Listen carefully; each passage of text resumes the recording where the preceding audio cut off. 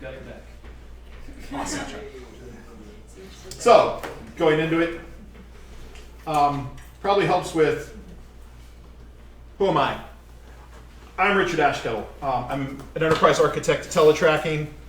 I have an email. I have a blog that I never update, which is cool because one person follows it. Is it And what? Is it you?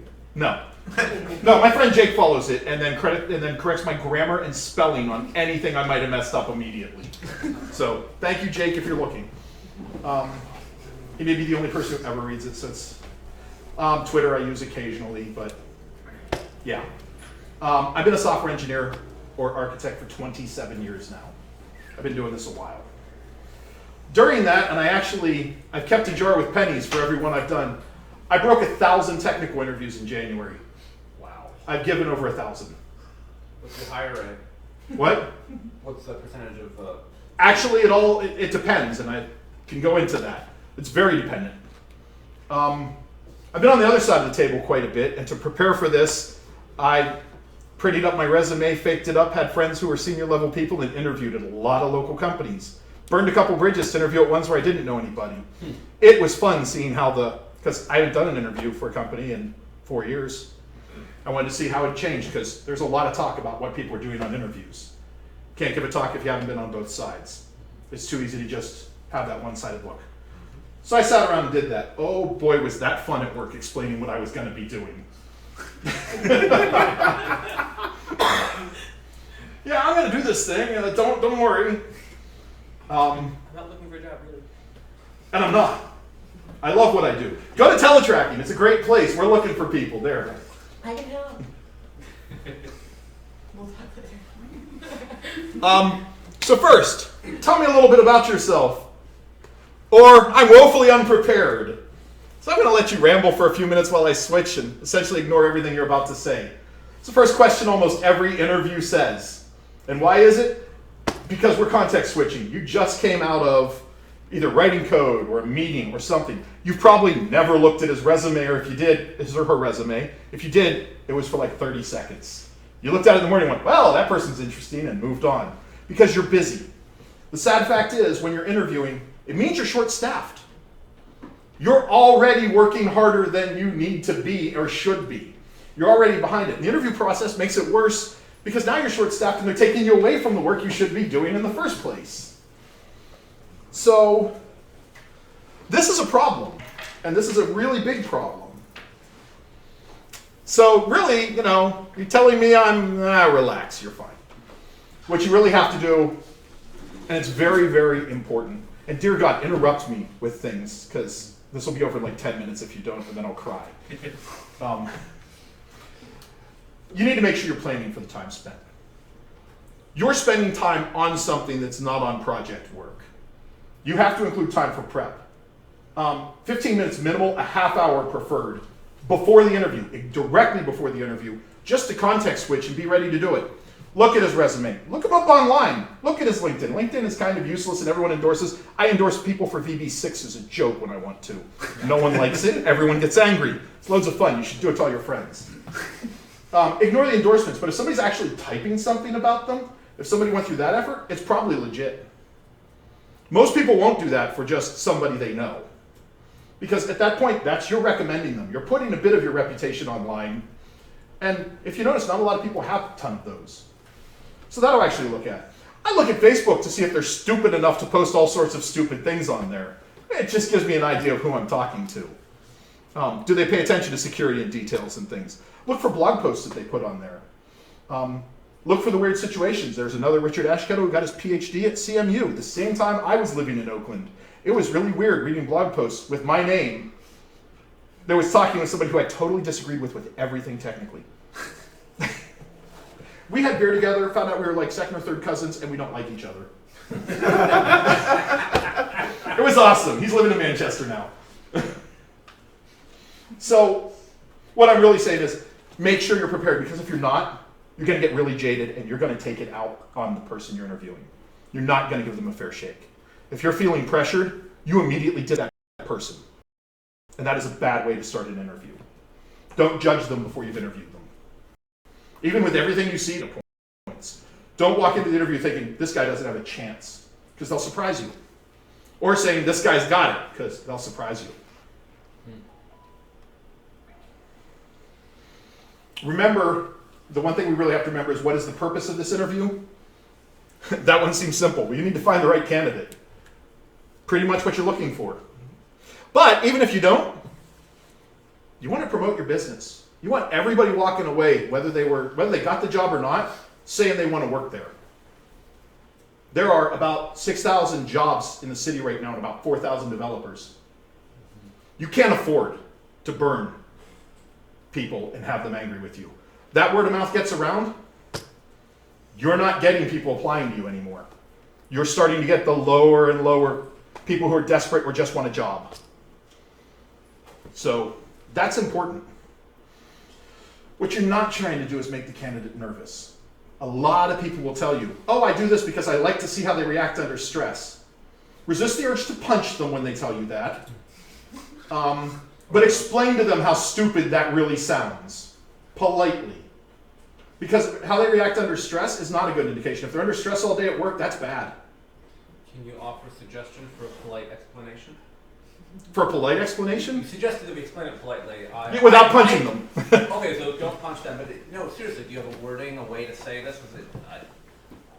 I'd like to. Usually what I point out is, you want to see how they react under stress, but we all have imposter syndrome. I've never known a developer that doesn't have some degree of imposter syndrome. I've got it horribly. I admit it fully. I can freeze up at the worst possible time. And I like to think, I'm arrogant enough to think I'm a smart guy. So everyone's got it. There's a degree. You're shutting down, by putting them under stress, candidates that could do well. When you look at what's your hire rate, all those guys are working somewhere. Guys, girls, I'm really, really bad at that today, the pronoun thing, and I apologize. They're all working somewhere. Somebody's hired them. They're not all, you walk away and you're like, how does that person have a job? There's a point where you have to start asking yourself, why aren't I finding anything in these people, and what am I doing to freeze them up? Now, some of that is there are some people out there in our industry that are just there because there are so many jobs open. But that's not your excuse for everything. And that's really what you have to say is, every interview costs money to the company. It's you're spending time. If you've flown them in, that's even more money. You look at all that, you're spending money. Spend it the wisest way. And if you are trying to put them on edge, they're walking away with a bad experience. You've ruined everything you're trying to accomplish. You're not trying to prove how smart you are. There are too many tech interviewers that go into there trying to prove how smart they are. Yes. Invert a binary tree to the guy who wrote brew. Come on. That tech interview should have been, you wrote brew, you're hired. As long as he didn't drool on the floor, he should have gotten the job. He wasn't even applying for a senior position, he was applying to work on their tools department, being the guy who wrote the primary tool they do use. Sorry. Oh yeah, I'm a little passionate and antsy about this topic, so. But if you disagree with me, clearly stand out and disagree with me, that's okay. I don't know, you're a little scary. Really? I'm a pacifist. If it makes you feel better, I'm a pacifist. I really am. It doesn't? Most gentle person in the world. Yell a lot. What are the tropes of an interview? Every interview has its tropes, yeah. So, you wanted to be interrupted. I wanted to wait and see what was left on that previous slide. There's a third point that I wanted to make. Okay, go for it. It's the purpose of the interview. You want to hop back one slide? I'll just. Mm-hmm. I totally agree with points 1 and 2. I think there's the third point, which is the purpose of the interview is for a candidate to determine if an employer is the right employer. I actually have that on a later slide, but I agree with you entirely. Then I'll happily wait to a later slide. But I agree with you entirely, and that probably should have been on this slide too.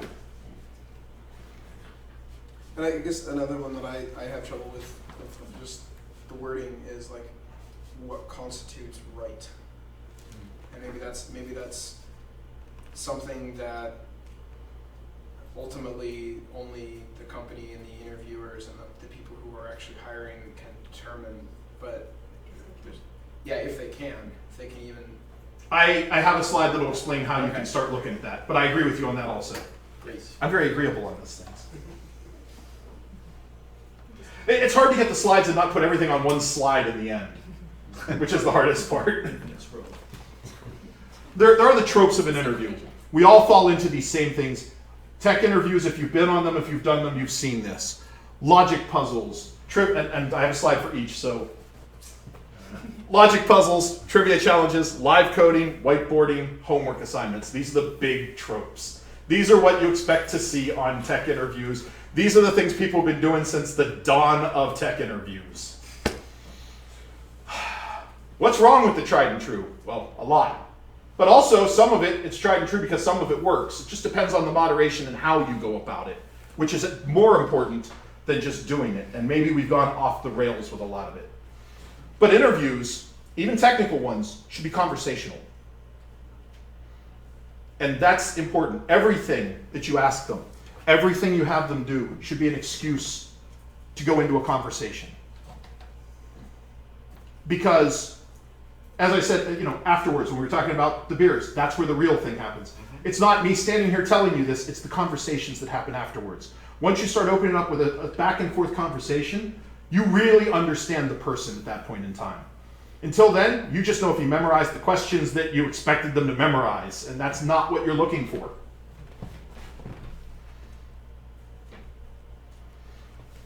Logic puzzles. Seriously, don't do them, ever, for any reason. This is the one trope you throw out.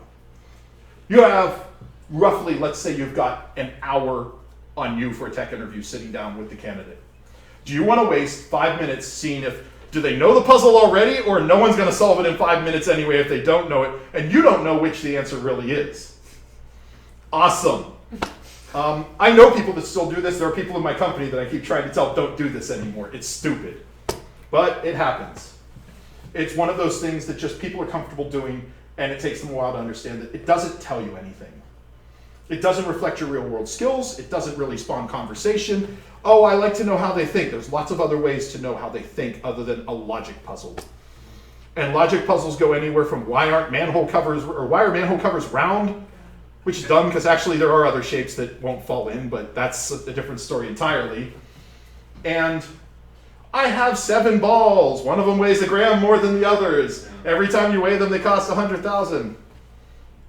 The fox, the wolf, or the goat, the wolf, and the cabbage. Okay, so I shoot the wolf. I don't need a wolf. I carry the rest over. Done. Pacifist. Who needs a wolf? What do I need a wolf for? It's not a real world solution. If you really want to go down that path, break out a real user story from your company and talk about what they think that user story means and discuss that. That's better than any logic puzzle is going to get you. Oh, yeah. It's going to give you how their mind works, how that person thinks, how they would design something, how they analyze something. All the things you think a logic puzzle will do with a real world example. And stupidly, I just thought of that right now. So I hadn't even thought of that one until I was going into the rant. Oh boy. Trivia challenges. We all love playing the trivia game.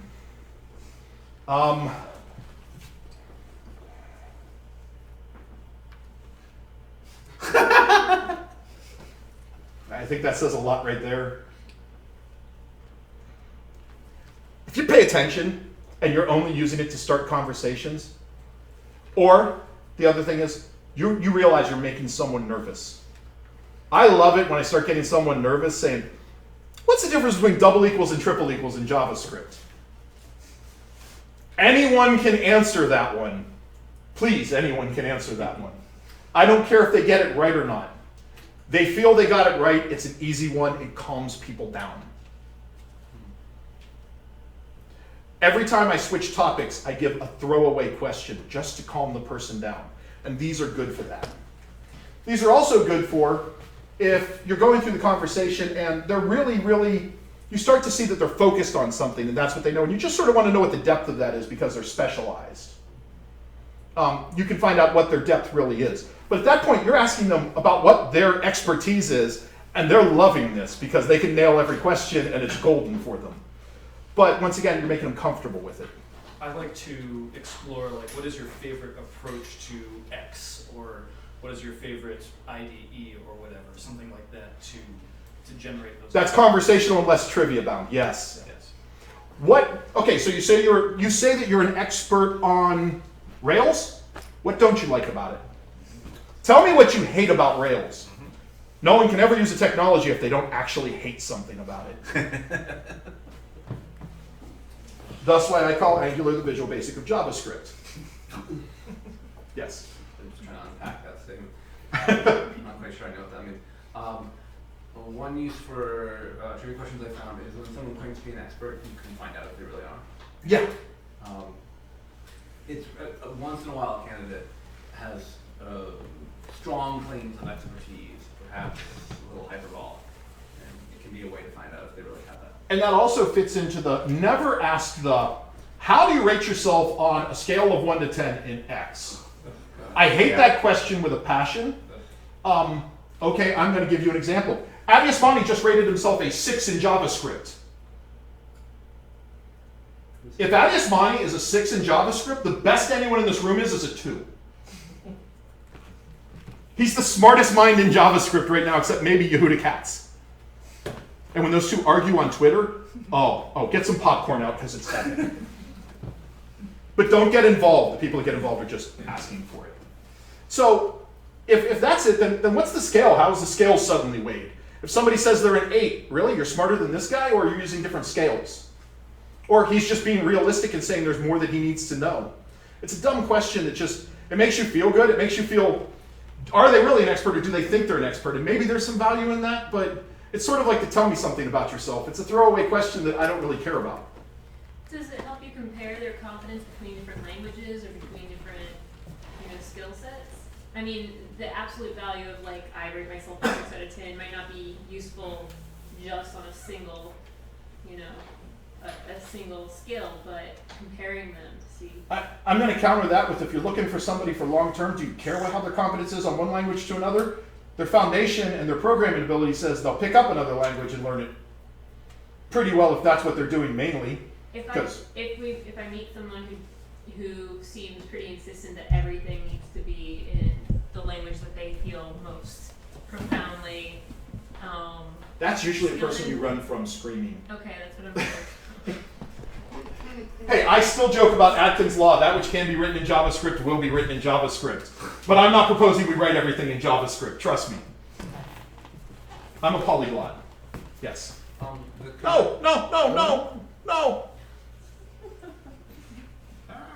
He'll be back. I hope. Yes. So the internet just saw me panic. That's awesome. So I got questions. The conventional wisdom shared among engineers is that language-specific knowledge is less important than good general analytical skills and ability to learn new languages. To a degree. Sure. I have anecdotally seen a mix of how employers treat languages. Some are very interested in your expertise in a particular language. Some are definitely embrace a sort of language agnostic approach. Having done all those recent interviews, can you comment on what the state of the industry is? State of the industry, I'm going to say that at our company, we've actually moved away from language specific, we don't care. Okay. We stopped caring. We said be good, for entry level, be good at any language. Know any language to a degree. Even at a senior level, if you've got anything similar to what we're doing, we'll switch you over. I mean, that's a thing. As far as the industry goes, they're still looking for specifics a lot of ways. It's funny, C# and Java, if you've got one and you're looking for the other, people are like, no. It's like, you do realize if I just capitalize or remove the caps from the first letter of any random library function, it's probably the same, right? Yes? So sort of on that note, I talked to a lot of junior devs and a lot of them try to essentially become polyglots out of the gate, which recently, I've been warning them against. I'm like, you really should have a slight depth of knowledge in a language before you really try and learn another. Is that the reason? Do you feel like if someone, let's say, goes to a boot camp, fails, or here? No one likes live coding, but hey, it's a great way to find out if they can really code. It's a really great way to have them just get up and leave. If the reputation comes out that you're doing live coding, it's a great way to get people not to interview with you. I don't have any instinctive aversion to live coding. Can you help me understand what people dislike about it? Well, it goes this way. If I sit you down and you walk in the interview and I hand you a laptop and say, code me an application that does X, we're going to sit here and watch. You have no other parameters, and you don't know if you look anything up, if that's held against you, while people silently look at you while everything you're doing is up on the board or up on the wall. How do you feel about that? Most people are going to choke. So I have less of an aversion, but I think that's because my experience with live coding has been as a replacement for whiteboarding, like smaller problems, and instead of whiteboard, I get a laptop, which I would prefer. Like that. Yes. If you feel you must do it, make it simple. You get a single function. One of my favorites, and everybody at work is going to cringe because we're not going to be able to use it anymore, and that's fine because I've overused it. Write me a function that tells me whether or not a string handed to you is a palindrome. It's 6 lines of code on one of the worst case scenarios of it.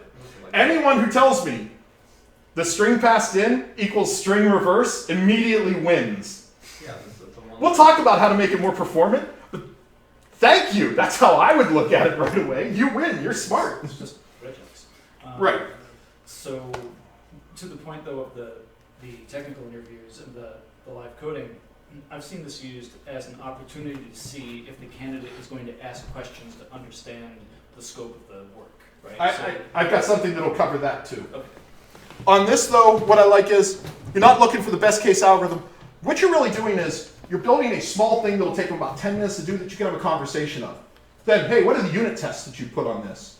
Okay, so you did the string reverse. Somebody just put the Library of Congress through here and it crashed. It's 15 gigabytes, the whole text.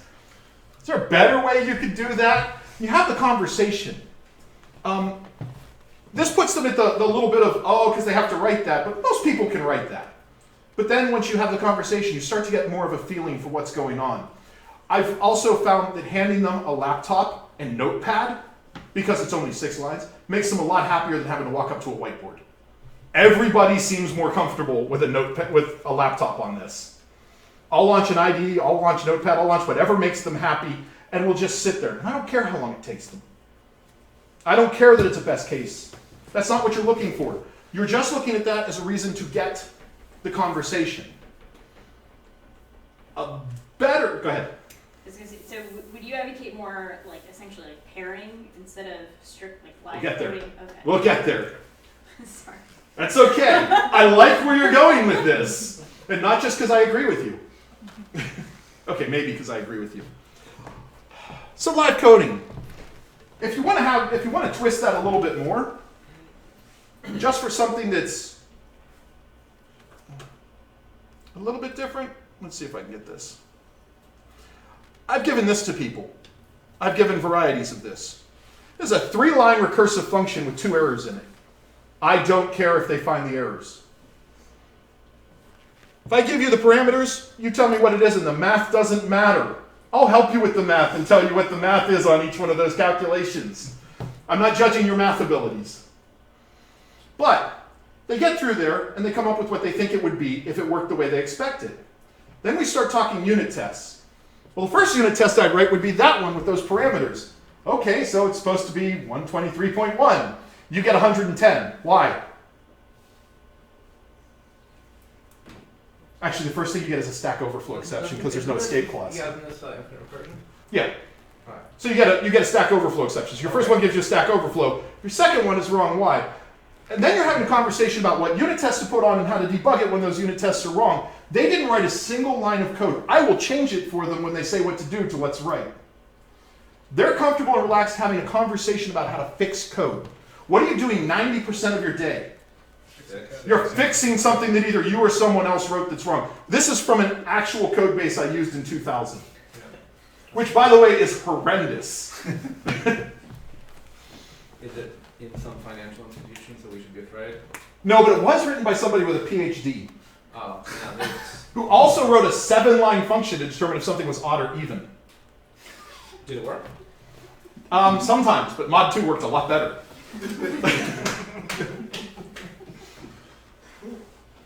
So, this is a step better only because it removes a lot of the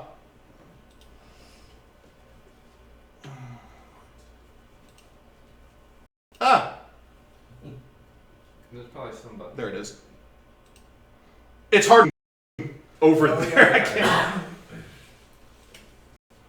No, His interview's over there. Okay, I'm just gonna leave it like this. I don't care. Okay. I'm not gonna go too in depth. Hey, look at my shortcuts. They're exciting, aren't they? Yes, I play the mandolin, the octomandolin, and the bouzouki, as you can tell. Awesome.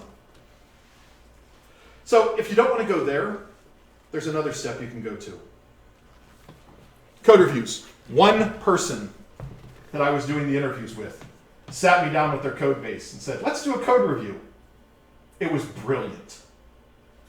You can't hide what you know when you're reviewing code and looking for code smells. So the candidate interviews the interviewer's code. Yeah. Cool. The interviewer's providing from their code base. Here's code that I know sucks. Is there any not PII, but there's a legal concern with sharing. Depends on what you're showing. This was CRUD data, so it wasn't anything. But even if you just write some up or find some from somewhere, it's a great thing. Don't review their code. That's an ego trip. That's horrible. That's just bad. If they put their code on GitHub and you looked at it just to see how they were, that's cool. It's a bonus that they put it there. Don't sit there and review their code and tell them everything wrong with it. That's the opposite of what you're trying to accomplish. Once again, you can really get a feel for their skills without having them write anything. It also has the advantage of you don't have to waste that time for them to figure out how to write the algorithm and everything. It's done really well on an interview if somebody's doing a small bit of writing and you're doing this, and you can get a full feel for everything, because let's face it, nobody's getting interviewed for a single hour for something. So if you pair it off and look at it, it's really nice. You get a really good feel, and the person's not overwhelmed, and you're not all asking them to write the same algorithm, which is awesome when that happens. The other thing is, some companies go a step farther than this, and they'll actually sit you down and have you pair with one of their employees. Why not? It's got a little bit of concerns that they're actually doing work for you, so I'm sure there's some legal ramifications that you've got to work out with that. But if I'm interviewing you and you sit beside me and I'm driving to start with and you're just helping me out in things, hey, if you take over, fine, and if not, I have a really good idea. Still have the conversation in that case. Yeah. And I know if I can work with you or if you're Exactly. a jerk, which helps too. Yeah, versus the inverse of having me drive and you're just sitting there looking over my shoulder watching. Probably checking out my phone, seeing what's on Facebook while you're doing it, which, there's the other thing. Oh yeah, that's happening. If you're gonna, leave your phone behind. I felt bad today. I actually checked my phone once during the interview, and that's just because we were trying to confirm the movers. And I apologized expressly for it. At the beginning, I said, I'm sorry, if this thing rings, I have to look, because I need to know if they're coming. But really, I keep a laptop. Some people, you want to take notes when you're doing an interview, but tell them. If all they see you doing is typing on a laptop while the interview's going on, they think you're ignoring them. Yes? I usually keep paper notes during an interview. Paper notes are actually best. I'll have like Yes. the resume, and I'll have a notepad, and I'll just take paper notes. The only reason I have a laptop usually is if I want to show them the recursive algorithm, so that, because I don't want to write it on the whiteboard because I'm lazy. Our company has a policy you cannot have your laptop out, so we have to have paper notes. It's also one reason I don't like panel interviews.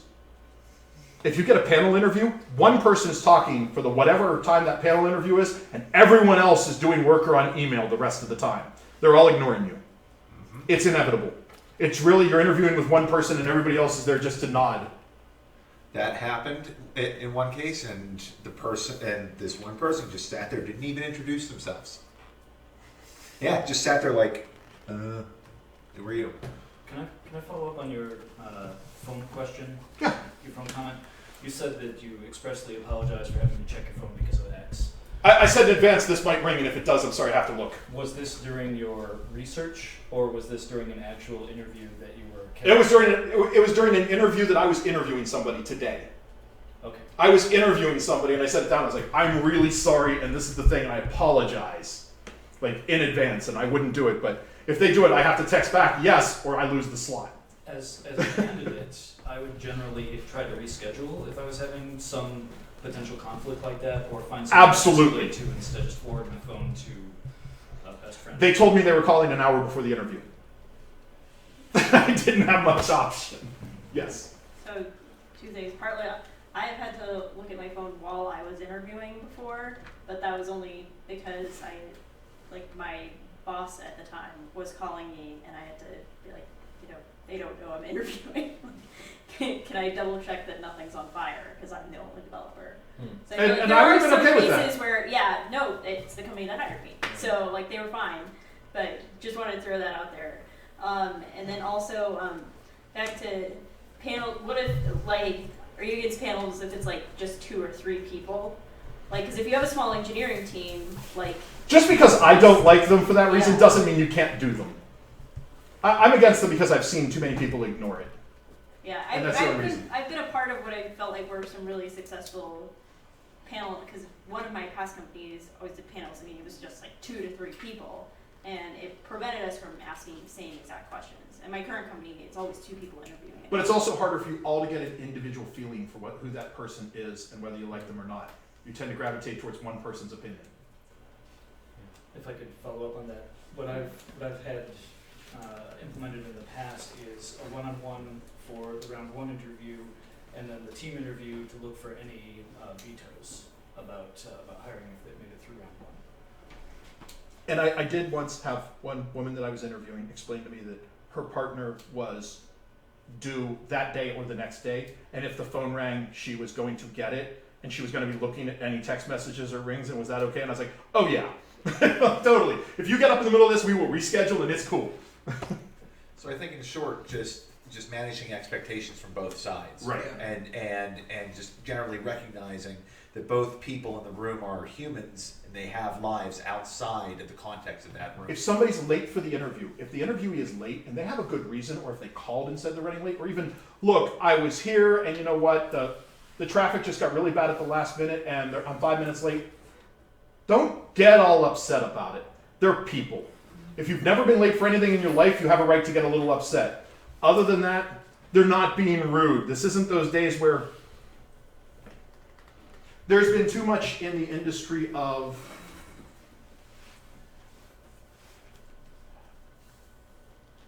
you're desperate for a job and there are no jobs out there. It's not the case, and we have to recognize that. It's already, and the market is a little bit like that. They do credit checks on you. They do background checks on you. Why are they doing a credit check on me? You're the one paying me. I should be doing a credit check on you. Yeah. They do background checks. That's cool. They want to make sure you're not an axe murderer, and I'm okay with that. What about this trend, and I don't know how prevalent this is, but this trend for employers to be requesting access to your deep personal social media information? Fuck no.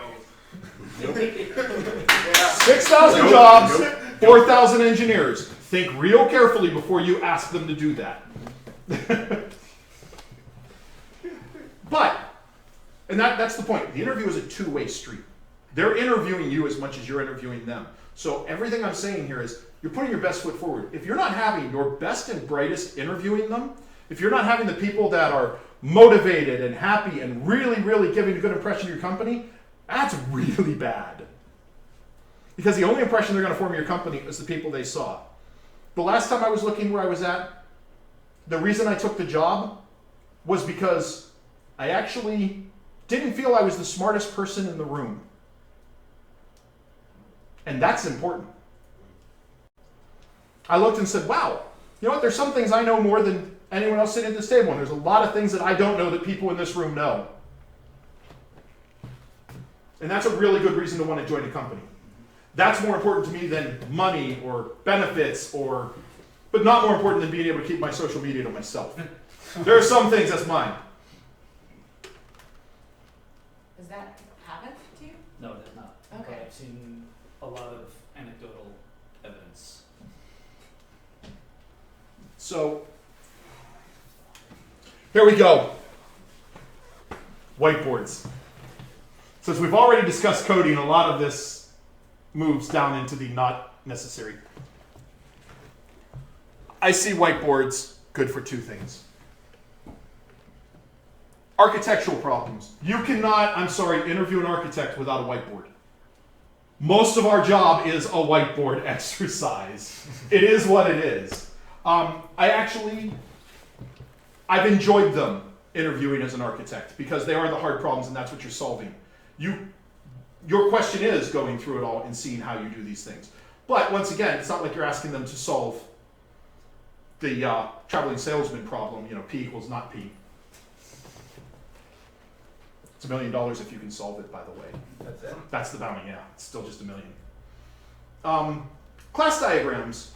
I like asking class diagrams, whiteboard or not. I'm fine if they just talk about it. I do it on phone screens too. Checkers. If I was going to tell you to give me checkers off the top of your head, what's the class model like?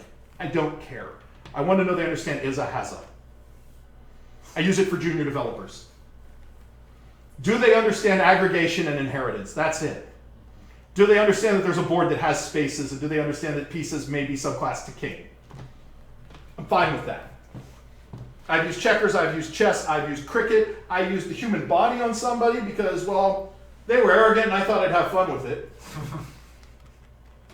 You've got cells, it's a whole inherited structure. But once they have is a has a, we're done. I was like, okay, that's all I was looking for, we're good. And they're like, wait, what? I'm like, no, I wasn't looking. No one's going to give you a perfect object model. But also on chess, I've had somebody tell me run for their first class. I'm like, ooh, functional. But that was their only class, run. Still not sure why, but that was it. So I had to think about it. It's like, I'm asking for the classes, even just the nouns. And there was silence, and I was like, well, I can't go much further with this question. Move on to the next one. But nobody should have to answer every question. If you get to a deal breaker question, do you abort the interview? Or No, do do not abort the interview. even if it's a deal You want to make a good impression. It is worth you sitting through the rest of that interview and maybe 3 or 4 other people sucking it up to make a good impression where they walk away feeling good and that they were treated with respect. More than you walking away. Yes, you're wasting their time too, and that kind of sucks. Finish it off. Because maybe there was a deal breaker with you, but maybe they redeemed themselves and they just said something wrong. The only deal breaker that I've heard that really was a deal breaker in any interview that I've given was some guy who we were actually just casually talking, because it was one of those, he was eating during it, we had a lunch thing, but we were deciding to talk during it, and I hate lunchtime interviews, by the way. I despise them. And I was like, so why are you, I knew people that he worked with, and never ever ask somebody's reference with somebody that works with them. If you know somebody that works at the company with them, don't ask them for what they think of them. That's just cold. Respect their privacy that they're looking, and you're not going to ask the people they work with. But I was like, so, why are you leaving? He's like, oh, I just got let go. And I was like, what happened? He's like, oh, I punched somebody in a meeting. And on that one, I said, this interview's over, dude. There are some things you keep to yourself. Maybe on that, it was better to lie and hope we never found out. Violence in the workplace is one of those deal breakers where I was just like, no. He just straight up told you that? Yep. I was impressed with his honesty at the same moment I asked him to leave. Yeah. Our head of HR was sitting in the room with me, and she was like, oh, this is over. There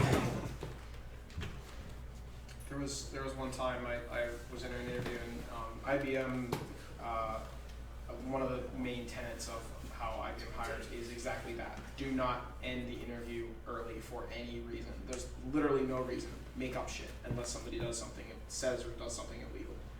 And I was in a Starbucks downtown doing an interview for somebody who wasn't able to make it out to our office in Squirrel Hill basically ever, just because of her family situation.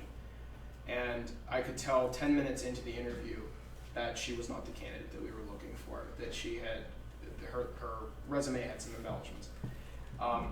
But because of the rule of don't end things early, it turned from us going over how our standard exercise of implementing Conway's game of life and letting the candidate drive to basically me showing her how to implement Conway's game of life. And it became like an instructional type thing. And we both walked away with the experience of having learned what each other would do for certain situations. I walked in. It was excruciating. I walked in on an interview for an intern 2 months ago, and he was crying. It was the 4th hour of interview, and he had just lost it. It's the first interviews he'd ever done in his life. He was just, there were tears, his eyes were watery. I just sat down, I was like, okay, let's talk about, so is there a problem? He's like, there's no way I got this. I was like, so let's talk about what a bad interview gets you, what you can learn from it. And we just sat and chatted about that. And he walked away feeling pretty good. But it happens. And all I really wanted to do at that point was salvage something. And that was more important than, what, one more person's gonna say no about this guy, make this guy feel worse? It's like 20 years old. Terrified of all these questions. I had somebody freeze up in that same day I had somebody, the first person I spoke to, it was the first time he'd ever interviewed with anybody, and I walked in and he hyperventilated. And I was the first person, I was like, dude, it's cool. It's like, we're just gonna talk now. I'm gonna tell you what you can expect today. We're gonna talk, and I'm gonna abstain from any judgment as to whether you have this or not. So here's what you wanna talk about and things. And we just had a nice conversation. He actually ended up doing really well for the rest of the. So making them comfortable is important. So I'm guessing you've never in an interview with kind of a indication of your decision. You always Never. say we'll let you know. And Always leave smiling, telling them how happy you are for them, to meet them and everything. Because, I like talking to people. I like talking tech with people, so I enjoyed myself even on the bad ones usually. An interesting pattern I've run into. The way we do the interviews is very highly structured, and we always deliberately leave 5 minutes at the end for candidate questions, arbitrary stuff. On that, yes. Okay, an interesting kind of anti-pattern that's emerged is maybe one out of 3 candidates, those last 5 minutes they want to use to ask me how they did on the question. Yeah, that's the one thing you cannot do. Yeah, And I'm honest. Nope, everyone asks it, can't answer it. Sorry, there's legal ramifications to that. So that's what I wanted to hear. Is I wanted some suggestions for ways to respond to deflect that question. I smile and tell them that that's the most commonly asked question. I'm sorry, legally, I'm not allowed to tell you. And you just smile when you do it. Yep. When you just say legally, and everybody just listens. Okay. Which is the truth. Is it? Because that becomes I don't believe you. the. If I say you did well and you didn't get the job, then you have a potential suit for why I'm discriminating against you. Gotcha. Okay. Do you consider questions such as that to be strikes against the No. candidate? Let me get to that in a minute. Because that's an important question. Homework assignments is the last of the tropes. Believe it or not, I don't mind these. Getting them or giving them. Only if they're focused. And that's just because if you give somebody a user story and you say, hey, you know what, you got like 2 or 3 days. I don't care. And it's like the same thing you give them on a wall to do in 5 minutes. You got 2 or 3 days to do this. I know you're busy. I know your life is busy. Do it any way you want. It's a simple thing. Provide a design. Really what you want to do then is you're getting rid of that 5 minutes where they're doing it pressured in front of you. If it compiles, they passed. Because at that time, aside from the whiteboard, they actually have a compiler.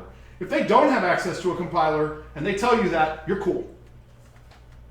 You don't hold that against them if it doesn't compile. If they're notepadding it because they have to. But what I do demand is, give me a design document from it that tells me all your assumptions. Assume that every assumption you're making, the product owner has agreed to. Because I like giving a question like, I have 2 strings. And the one string has some text in it, and the second string has some letters. Tell me the count of how many times those letters appear in the string. It's a simple thing somebody can do in 10 minutes. You're really more interested in what unit tests you put around it and things like that in a conversation, having a conversation about it. Once again, anytime you're doing code, it's to have that talk. But what happens if the string appears twice? That's an assumption. Did they include that? If they didn't, it's not necessarily a strike against them. If it did, it means that they're looking at it from an analytic standpoint. What they look at and how they look at that problem when they've had time to absorb it. So if you're not giving them like I need this tomorrow or I need this in an hour, or those coded ones of get on there and we're going to time how long it takes, it's like, I don't want to see it for 72 hours. If it comes before 72 hours, I'm not going to look, it's not a bonus. There's nothing. And the reason why I started liking these, by the way, if they give unit tests with it, they're awesome. That is so bonus extra credit. But the reason I started liking these is Weebly. You know the website company, Weebly? No. They're like, they have a CMS that they build websites for people. Great. Automatic, build your own website. They're like the modern GeoCities. If you want to apply as a front-end developer on Weebly's page, you go to their jobs list and you view source. And it gives you a GUID and an AJAX call. And you put that in a curl. And it gives you instructions for what you have to do in the browser tools to get to the next step and the next step and the next step. And after about 13 steps, they give you the GUID and the page that you can apply and you pass their tech interview. Cool. Awesome. That is awesome. 2 of us sat and did it one afternoon because it was fun. And it was, I mean, seriously, that is the coolest tech interview I've ever seen in my life. They win. Hands down. If you did all of it, you're qualified. Now you're all thinking, how can I do that? Because it's cool. You're all going to go to Weebly tonight and play with it. I do that. I don't know if it's still up. That was a year ago. I hope it is. I really do. It was posted on Reddit that they had done that on the JavaScript forums. I dove for it that night. So, more important than all of that, passion. If a developer doesn't have passion, I don't care if it's a developer. If you don't have passion in what you do, you probably shouldn't be doing it. If your job isn't what you want to do for the last day of your life, find a new job. I'm old. Apparently I'm decrepit. I herniated 4 discs, which is why we didn't have this last month. I'm beginning to really think that every day might be my last day. Don't let my wife hear me say that. But in all honesty, you've got to love what you do. And this is something that you really, really want to do. I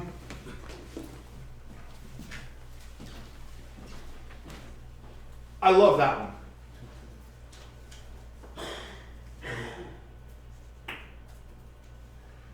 I ask that question on every single interview I do. What was your favorite? I don't care if it was the most recent or the biggest or anything. What was the coolest thing you ever did? Tell me about it. If you don't get that little geek gleam in someone's eyes, I question whether I want to work with them. Even if they're really good, I question, are they going to keep doing it? Is this something that they love doing? I don't care if it's personal, I don't care if it's professional, I don't care if it's something from 20 years ago that they thought was just really cool. I don't care if it's I'm making a damn Zork game on, the Echo. It doesn't matter how big it is or important it is. What you're trying to do is just find out that there's something about what we do that they love that drives them. Something. Because if their heart's not in it, they're 9 to 5 in it in their heads. I don't care if somebody's working overtime, they're literally shutting off. And they're not going to grow. And ideally, you're looking for somebody not for the position you're hiring them for, but you're looking for their potential for later. There's a lot of controversy over passion. I will honestly say I won't hire someone without it. I have no use for them. Yes? I feel like a lot of the controversy is that a lot of people feel like if you have passion, that means you're also working on it nonstop after work. What in the past did you do? I just want to know what geek No, do. I know. I want to bring that up as I Yeah. feel like that's an interviewing anti-pattern. Like because I've been asked like, oh well, you need to bring code in, which you've already covered, but I'm like that implies that all the code pretty much all the code I've worked on is proprietary. Right. I love my job, but I'm not working on big projects. And sorry, you get my text adventure game from 5 years ago. That's buggy as shit. I don't even want to see the code. I just want you to talk about it. Yeah. If you talk about it, your eyes are gleaming and you're like, and it did this and I'm loving you. Like seriously. Like I want to get up and hug the person, except there's HR violations all over the place if I do. And anybody who works with me can contest that I will hug one of my coworkers occasionally. And I've kissed one. He told us we didn't have to support IE8 anymore. Then I realized that it was really not the way to get him to continue to do things that we wanted to do, so I had to roll it back and say, I promise I won't do this anymore if you keep doing things like this. Did you have a beer? First threat. I said when you almost sat here, I have no concept of personal space. Yeah. There's none. So passion is important. As you were saying, it's very important to give them an opportunity to ask questions. It's a must. They're interviewing you. You're not just interviewing them. Now here's the real important thing. answer truthfully. If they ask you what the culture's like, you tell them the good and bad. If they ask you, do you like coming to work every day? And you say yes, you're lying. Stop it. No one likes going to work every day. No one. There's always that one day you wake up and you're like, no. And that's okay. If you ask the candidate that exact same question and they're brutally honest with you, how do you handle that information? If they're like, I want to take every Friday off. It's a piece of information. Every seems like a little extreme. That's something you got to talk to with your boss in HR. I don't care personally, as if it doesn't affect me. Is that a question that you ask? No. I let the candidate ask questions like that, and I really push it. The worst case you could possibly get is one, they're afraid to ask a question. Or two, they ask a question and you lied to them. And then 2 months later, after they get hired, they leave. You've just wasted a lot of money and time, and so have they. Yes. So one of our mitigation strategies for this issue is we have something called a lunch interview. So you'll get lunch at our company if you're a candidate, and you go with another interviewer for lunch, and that interviewer has no input into the hiring decision. It's considered you just got lunch, you chat with an employee of the company, that person has zero input into the hiring decision. That's made very clear up front. So you're great, you get an hour with an employee of the company who cannot report anything back. Right. So And to be honest, anything they say, that room is Vegas. Once this starts, it's Vegas. You hold nothing against them. They're asking you, honestly, things that matter to them. And that should be important. If they're asking you what the culture's like, if they're asking you, are you working a lot of hours? They've read something somewhere or heard something somewhere. And you need to be honest with them. Sorry, keep it running. You just hit on another thing I wanted to ask about. I have often been asked, what's the culture like at your company? And my response is usually, tell me more about what you mean when you say culture. Yes. And I always get the same answer, which was what you just said, which is, what are the hours like? Why is it that we use the word culture as code for... I also get how much politics is there in the office. Yeah, That's the other one. Why are we using the word culture as a sort of code word for And this? my answer to that is usually, I'm one of the guys who handles the politics so you never see it. It's cool. If I'm interviewing somebody for enterprise architect, we might have another conversation about what that is. For those of us that don't have the luxury of sending someone else out to do the Q&A, I usually use as a deal breaker if they just have no questions. If they have no questions, they're not If trying. they have no questions, then... Especially when I've just told them, this is not held against you. This is your opportunity to interview the company. I want to know that you understand everything that you're getting into. I mean, if you're using the majority of the interview to create conversation, isn't it reasonable that you might have conversed about everything that they were curious about to begin with, that they feel like there was enough back and forth that they feel comfortable? Usually they understand the technologies you're working on, which if you didn't get to there somehow becomes one of the questions, and even if you have, usually becomes a question because they think that's what you're looking for. What's the culture? What's the overtime like? What's the environment like sitting together? Is it open? Is it cubes? What's that? Is there any work from home? These are the questions that I typically get. Is that normal though? I feel like most people would be afraid to ask those kind of questions because they don't want to seem lazy or they don't want to seem... Which is why I'm expressing at the beginning, please ask me these questions. Like, I'm going to answer you totally.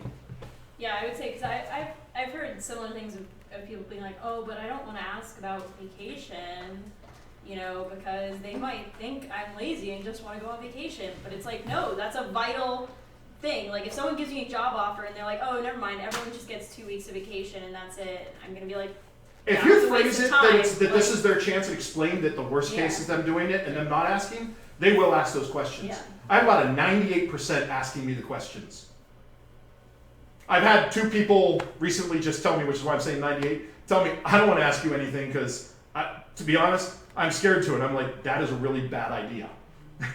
Like, I beg you, ask me these things. They didn't want to. Some of this crosses over into negotiation and understanding of the pay scale and all of that. That's where I say, be honest, I don't control that. I don't know. You'll have to ask X. Right. For larger companies, often these things are published or available through Glassdoor or whatever. For smaller companies, often it's not, and you're not prepared to negotiate at the time. So how do you walk that dance? I don't negotiate. I'm not a manager. I don't ever want to be a manager. which is why I can answer all those questions totally truthfully. I don't have to toe any line. My job is to make sure that when they come in, if we want them, that they understand what they're getting into and don't leave. I mean, my job is to interview them correctly, to interview them fully, and make sure that it's good on both sides. Well, like, no, go ahead.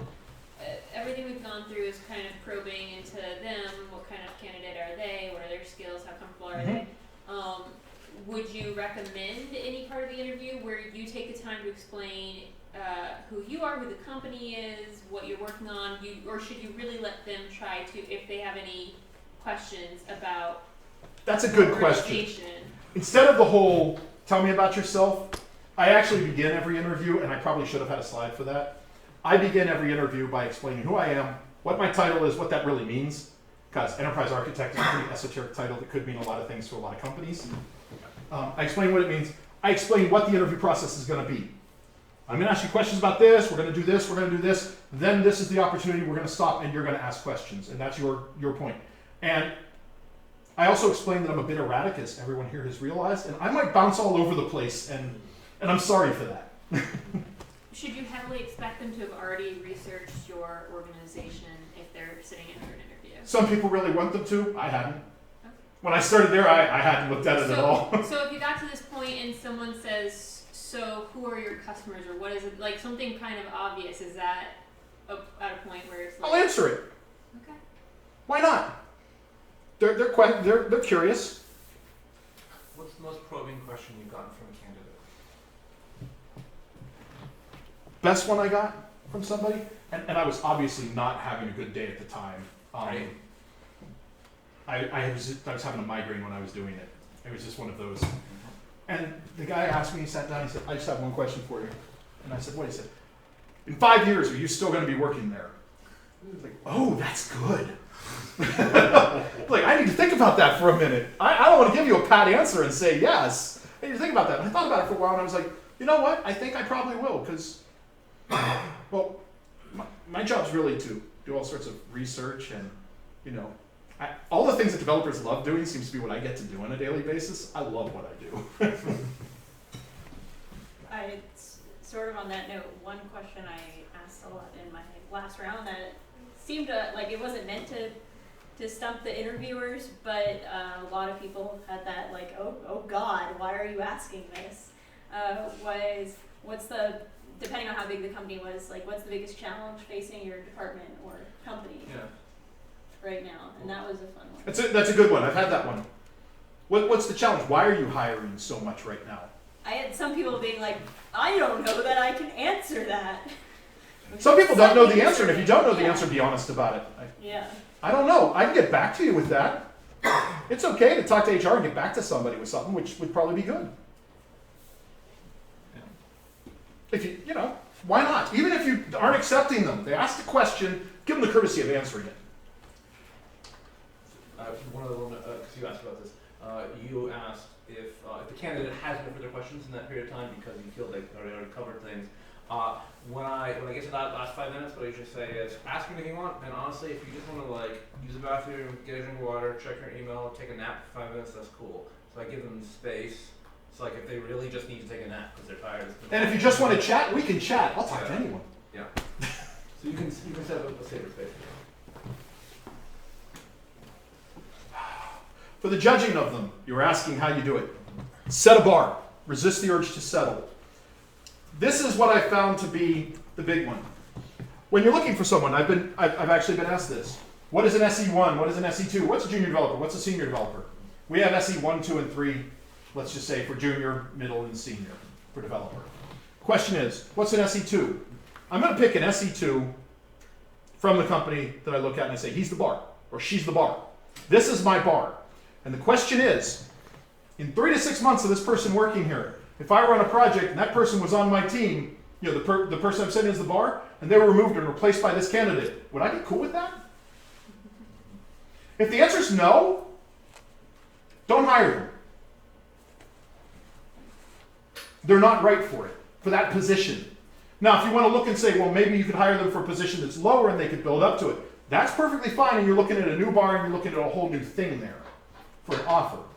But When you set that bar, you're being very, very prescriptive. You have something to compare it to, and you have an honest assessment to make at that point. Every question, every bit of conversation leads up to that question. Would I be cool with it? And when organizationally you pick who that is, don't pick the person who's about to be promoted to the next role. That ain't right. Be fair about it. Look at it. Who's the person that fits into that? I'm not naming any names of my company, so anybody watching, sorry. But you look at that and you say, this is the bar that I'm using. And for most of us, we're using the same people as a bar across the board. And we have it, one of our people is the bar raiser. And literally that person's job in the interview is, regardless of what everybody else says, doesn't meet the bar. That's the last step of sanity on there. Everybody may have liked the person, but the final is it actually the person we want to hire?